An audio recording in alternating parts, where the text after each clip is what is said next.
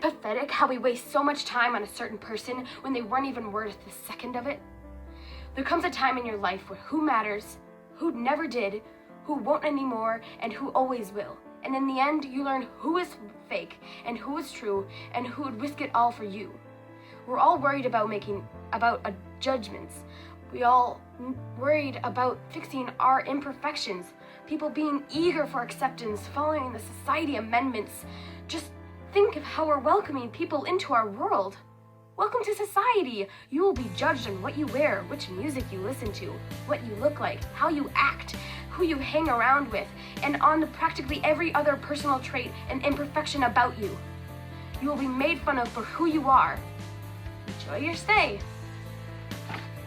You are not your age, nor the size of your clothes. You are not a number on a scale, or the color of your hair.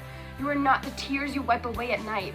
You're not your name, or the dimples on your cheeks. You are all the stories you come to read. You are the songs you sing loudly when you're alone. You are the things you believe in. You are the things that make you laugh. You are the photos in your bedroom. You are the future you dream of. You are the smiles you try to hide. But what it seems to you forgot when you decide you are defined by all the things you're not. The fact that the word imperfection is even being used to describe us is sad. Everyone here is worthy.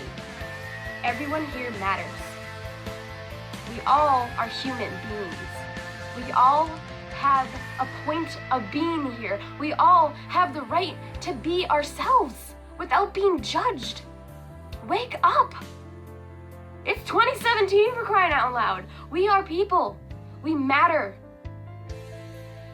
People are weird. That's okay. People can be artsy. That's fine. Anybody can be who they want to be, because it's not like there's some handbook describing what we have to be, but somehow there's an invisible one that everybody is following.